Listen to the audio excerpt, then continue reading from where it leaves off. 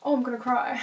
And I am naturally a strong person, so I can do it. I can do it. But, oh.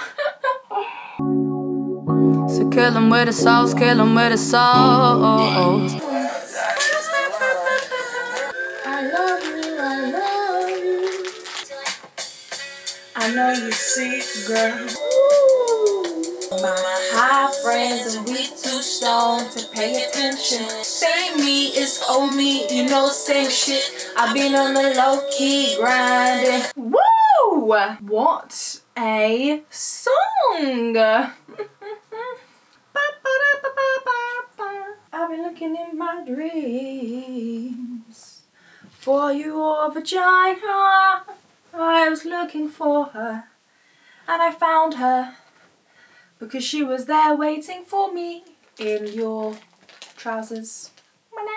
Hello my loves and welcome to my channel. I hope you guys are fine and fucking dandy today. I would like to have a little chat with you guys.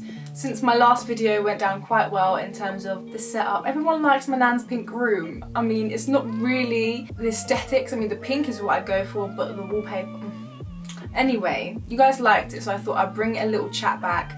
I asked you guys in my last video if you wanted to see any mental health chats, and you guys said yes. So, you get what you want. I've listened to the people, and I am back here this time with what I always ask you guys to do, and get a Rosie Lee, cup of Rosie Lee. I also always recommend you guys get some biscuits. So I got some hobnobs and they're the chocolate chip ones, and bitch, they are vegan. So I am going to devour them with my tea. If you don't like seeing people eat and talk at the same time, then go watch this video because I'm not eating there. As you guys can see, this video is about the first panic attack that I had, and I want to start talking more about mental health issues because I have a whole bunch of them myself, and I know a lot of people do as well, and a lot of people feel very isolated and alienated with their mental health problems. As I'm opening up more to you guys on my channel, I want to give like a lot more of myself, although there is a line that I will eventually draw when I feel like one must draw that line. But at the moment, I'm honestly more than happy and so open to chat to you guys about most things. Well, anything really.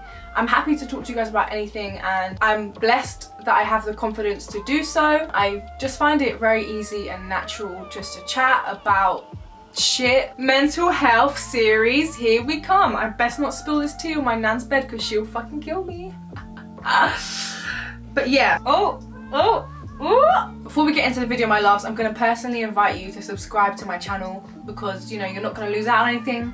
You're going to have mental health chats. I talk about vaginas, I talk about sex, and I also talk about vegan shit. So if you want to learn how to better your life, then subscribe here, and it's only £400. So I've always suffered from, I hate using the word suffered. I hate to use the word suffer because I don't feel like I've necessarily suffered compared to a lot of other people. However, you know, it hasn't been the smoothest of rides. I have been through some shit.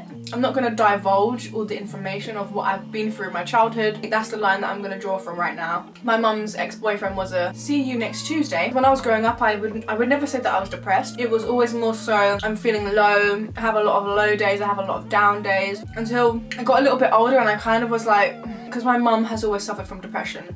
And so I know the severity of depression and how severe being depressed can be. There are obviously spectrums to everything, and there are spectrums to every single kind of mental illness. So I would always say that I was like at the lower end of depression because I couldn't compare what I go through to what my mum goes through because she's been through a lot more fucked up shit than I have, and she has every right to be depressed and this and that. So I'd always say that I felt low and I'd have down days, but then it kind of got to the point where I was like, no, I do go through depression. Like, I do go through those phases. It's something that's always in me, and it's very easy for me to kind of sweep back into it. However, I always try and be positive. I'm always trying to be the positive person out of the bunch. I'm always trying to put out the good vibes and, you know, give and receive good vibes and surround myself with people who have good vibes. Luckily, my brain is wired in the way where I will always try and find a reason for everything, in terms of I will always try and find a positive out of a negative, whereas my mum, it doesn't work that way for her. So a lot of people who do have mental health issues, they do need to like go through like cognitive behavioral therapy, CBT. They need to retrain the way their brain thinks.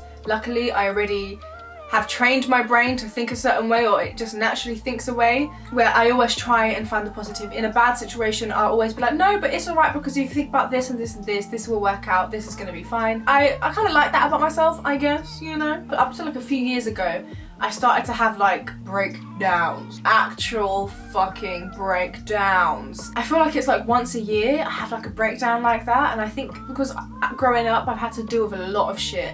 Like a lot of weight has been put on my shoulders, and I'd always have to bear it like it was okay because I didn't have anybody else to turn to. I never really opened up to people, and never really, like, I always would just bottle things up. Always, like, I am the genie in the bottle, bitch. I am the genie in the motherfucking bottle. Like I've said to you many times before, like, I can, if I don't want to think about it, I won't. I would have to be strong, always. Always, always have to be strong, always. My mum taught me this saying, be strong and have strength, and I've got it tattooed on my back, and that's what she would always tell me, because obviously she knew that times were tough and like it wasn't the best situation that she wished she could have given me, but you know, she always done her fucking best, and I really respect that. Raising a child when you have mental health problems is not easy, and raising a child alone when you have mental health problems is not easy. As I'm sure a lot of you mothers out there can understand, it's not the easiest of tasks, especially when you got a little brat like me. I was a little bitch. I was definitely a little bitch, to say the least. I would always just like kind of block things out, not think about it. And it got to a point where when I found my dad, you can see that up here, that was a bit of a train wreck. About a year later, I noticed that it has been about a year now that I've been emotional as a motherfucker. Growing up, like, I'd never cry about anything, I would just deal with it, get on with it. And then when I found my dad, I don't know what happened. Like, we don't have contact, I don't talk to him, I don't chat to him, nothing. We don't have any kind of relationship. I just like, I clocked like a year later that shit, like I just broke down, and I've just been emotional ever since. And that was, what, 2 years ago now? I've just been like emotional. I've been emotional, guys, and I'm so not used to it, and I don't like it. Like right now I could cry, but I'm not going to. Like I could cry at anything. God, comment down below if you can relate, like just being an emotional fucking bitch all the time. And it's not easy, you know? So I've always gone through like spouts of depression and whatnot, and I've always had social anxiety, but I never really classed that as like a mental health issue, because, you know, I can be very awkward. I don't know which one is worse, man, anxiety or depression, like, because they both are so limiting. They both like don't allow you to leave the house, and when you have both at the same time, fucking hell, man. I feel for you guys who have that. So like some of you guys may know, if you follow my Instagram stories, you probably will know, but I am pretty shit when it comes to working for people. I've had a lot of jobs, like over 20 jobs, like a lot of jobs. I know, it's mad, and I have, and I'm very unreliable in that sense when it's like a big corporation. However, when it's like a smaller business, like that's the shit I love. However, it's hard to find that. So if you are a small business and you want me to work for you, bitch, holla me, because I'm into it. And I never really understood like why I hated it so much, why I would find any excuse in my head not to go in. Like I would contemplate sometimes breaking my leg. Like honestly, guys, it has got a bit mad, like dumb shit. Like why am I gonna go and break my fucking leg? Why would I do that? Why would I do that? I never did. I never even got close, but all these thoughts cross my mind all the time, and I'd even be at work and I'd be trying to think of these excuses. Like sometimes I've even made myself be sick. I've been at work, gone to the toilets and forced myself to throw up. Now I hate throwing up. I try to avoid throwing up at all costs, especially when I used to drink and stuff. Oh my god, I don't drink anymore. I'm not about that life. But I hate throwing up, but I used to make myself throw up at work just so they could send me home. How fucked is that? Like how fucking fucked is that? And I would never tell anyone about it because I was so embarrassed about it. I was so embarrassed and I couldn't tell anybody. And I never understood why I did it. I just thought, I fucking hate working. I fucking hate working. But I realized that I don't hate working. I love working for myself. Like I can't tell you how desperate I am for this to become my full-time job and for me to start my businesses and start doing all of this shit, because I love what I do. When it comes for working for these corporate companies, I've considered doing dumb shit. Considered jumping in front of a car, like, oh, if I jumped in front of a car, they wouldn't find out that I've not come to work. Would they call me? Who would they call? Who would find out? Like mad shit. And it's only until recently, not that long ago, that I realized that that is anxiety. That is work-related anxiety. People don't get it. Like my family, they're like, they just need to get a job. You need to get a job. My girlfriend's like, you need to get a job. And I'm like, you don't understand. No one understands how hard it is for me to get a fucking job. It's hard for me to go in and for me to even like get into the mental space for me to be able to be there. And a lot of people think that's exaggerating, and you can think that, but I'm sure there are a lot of people that might feel comforted by this, because girl or boy, we are not alone. We're in this together. So yeah, I have like social anxiety and work related anxiety. Social anxiety for like mostly like events and like big situations. I am more than calm if it's like a one-on-one or there's 2 of us or 3 of us or even 4 of us. But when it gets to like an event, like when I've been to events, when I've been invited to events, I cannot network. Networking is honestly, it fucking freaks me out. When I was at the Facebook London lab and we went to this fucking brand networking event, yeah, there were brands like fucking Jimmy Choo and Samsung and Music Brabbles. Music Brabbles were there. I couldn't, and I started crying, and like I literally ran out, and like bless his heart, one of the guys, he works for Facebook, he was like working on with our team, he like comforted me and he took me out elsewhere, and he was like, trust me, like I get it. And honestly, like I can't go over to people and chat to people like who I don't know, like I can't. So if you ever see me about, come and chat to me, because I will not come up to you. I will not come up to you, because not because I don't want to chat to you, but because I am terrified. Completely terrified. Anyway, let's move on. Let's move on to the real topic of this video. So my work-related anxiety kind of got so bad, mixed in with other stuff recently. So like I said, I've moved into my nan's. I'm helping my nan out. She's not long been out of hospital. She was in hospital for 10 weeks after a major surgery. So that means that getting a job has been hard because of the schedule, because most jobs want you to be fully flexible and I can't be. I was starting a new job last week. My shift started at 11 and my mum was meant to be here about 10 or just before 10:30 because I was leaving at 10:30. And I told her, Mum, I need you to be here. I left and she wasn't there yet, and I got to work and she wasn't there yet, and I needed to chat to the manager before I started my shift about my flexibility because it wasn't flexible. And she was like, okay, give me like half an hour, because it was busy. So I sat and I waited in the staff room. I called my mum to see if she was there yet. She wasn't. In my head, I'm thinking, for fuck's sake, like I need her to be there. This is important. I started kind of freaking out, and then out of nowhere I kind of burst into tears. Had to take myself off to the toilet. I needed to cry so much more, but I was like, no, I've got to fucking go back in there. Legit, don't know what happened, but I was like, I've got to fucking go. I need to go, I have to go, like I have to leave. Like I can't rely on anyone to do things. Like, and I was thinking of what excuse can I make up, what excuse can I make up, and I was just like, you know what, I'm just gonna tell her that I got a call from my nan and I need to go back, like I have to go back. And that was how I was acting, like I have to go back, like I have to go back. Like that was in my head, like I have to go back, I can't be here, like I need to go. So I started taking off my uniform, and as I was doing that, the nurse, you see, the fucking nurse, the manager came in. I literally put my hand on my chest and I was like, I'm so sorry, like, and I started crying, like I have to go, like I'm so sorry. And I never put my hand on my chest. Like, why did I put my hand on my chest? I don't know, but I just kind of like sped walk out of the fucking shop. And as I was walking out of the shop to go out, it was kind of like a meter was filling up, like filling up the water. It was filling up, and I could feel it, like this, not even adrenaline, but like, I don't know, guys, I don't know, but I literally stepped out of the shop and I started crying. I was crying, I was hyperventilating, and that was what was weird for me, because I was proper hyperventilating. It's like a row of shops, but the next one was like a wall. And so I leant up against the wall, like my arm against the wall, put my head in my arms. I was crying and I was proper like, proper like breathing crazy, like everything was dizzy, my feet, my legs, my face was tingling, my whole body was like, it was like fizzy. It was like I was a can of fucking Coke and someone shook me up and like I was exploding. And I couldn't, like, it was like the rest of my surroundings were like an aura, like it wasn't really there. And suddenly I hear my name being called. I hear Jess, Jess, Jess. And I was like, in my head I was like, what the fuck is happening? Like, what is happening? Am I having a panic attack? Like, what is going on? Like, am I dying? Like, and I hear this voice and I can't really latch onto it, and I can't even turn around to look at whoever it is because I just couldn't.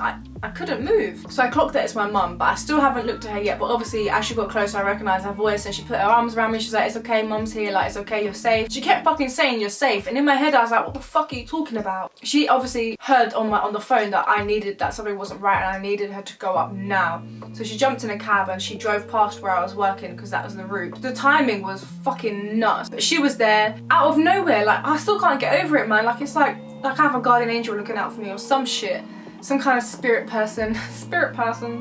energy. So I don't know what I would have done if she wasn't there. So she obviously told the cab driver to pull up and said, that's my daughter, like I need to get her in the car. Because I was freaking out, like I was nuts. And so she put me into the car, and all this time I didn't even look at the man, the driver. I still haven't looked at her, and I'm just sitting there, and I lean forwards, put my head on the seat in front of me, and I'm just like literally like some fucking crazy person. And literally the drive from where I would have been working to my nan's house is like literally like a 3-minute drive. Got to my nan's and I just went straight through the house into the garden, like knelt down on the floor, head in my arms still, just trying to fucking get my shit together. Guys, it was nuts. I've never had a panic attack before. I've seen people have them and I never know how to respond. I just remember thinking, what the fuck is happening? Like, you know what I mean? When you have a panic attack for the first time, it's like, what is happening? Why is this happening? Obviously, your girl was trying to do too much all at once. I was trying to be superwoman, and obviously it just wasn't gonna happen, bruv. It wasn't gonna happen. On top of the fact that I've moved out of the home where I was with Natalie,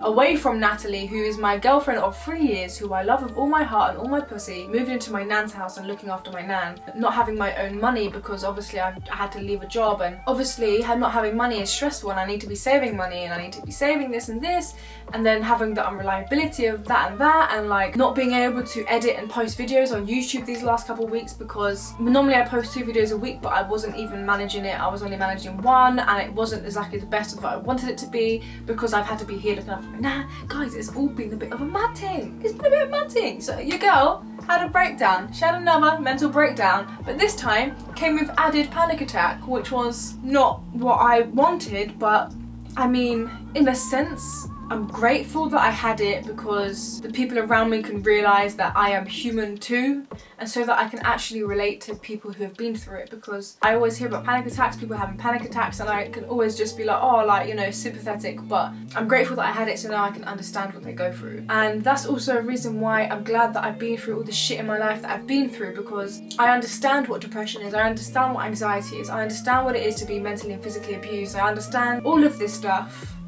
Oh, I'm gonna cry. And I am naturally a strong person, so I can do it, but but we are only human. Although it's been shit what I've had to go through in life, I'm grateful that I've been through it, because I can understand and I can try to help people who go through it still.